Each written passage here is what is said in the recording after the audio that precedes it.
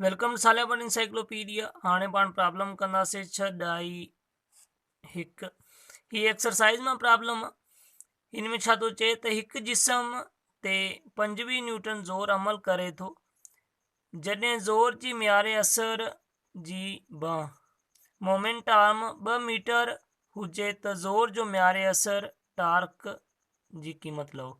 मतलब पाण के छा छा मिलियल आहे, फोर्स भी पाण के मिलियल आहे, उनखां पोइ बांह भी मिलियल आहे, म्यारे असर जी बांह जंहिंखे पाण मोमेंट आर्म चवंदा आहियूं जेकी 2 मीटर आहे।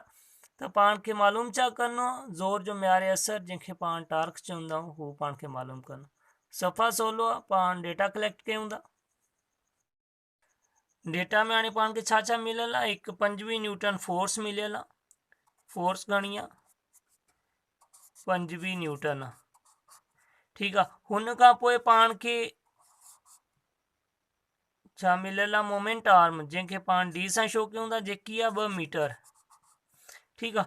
पाण खे मालूम छा करिणो आहे, टार्क पाण खे मालूम करनी आहे, ठीक आहे। सफ़ा सवलो आहे, कोई मसलो न आहे, खाली फार्मूलो लिखो। फार्मूलो छा आहे टार्क जो फार्मूलो आहे F cross product into D जेको मोमेंट आर्म म्यारे असर जी जेकी बांह, खाली वैल्यू पुट कयो। हिते फोर्स घणी आहे पाण वटि 25 न्यूटन ऐं डी घणी आहे मोमेंट आर्म जेको 2 मीटर।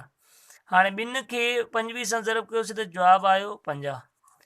हाणे फोर्स जो यूनिट छा आहे, फोर्स जो न्यूटन, हू न्यूटन लिखियोसीं।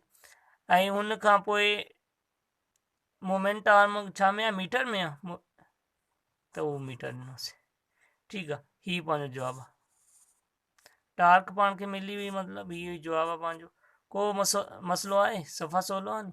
को भी मसलो हुजे कमेंट में पूछी सघो था। चैनल खे सब्सक्राइब न आहे कयो, चैनल खे सब्सक्राइब करे वठो जीअं हर ईंदड़ नई वीडियो तव्हांखे मिली सघे। हिन खां पहिरियों बि असांजी खोड़ वीडियो जेको तव्हां ॾिसी सघो था।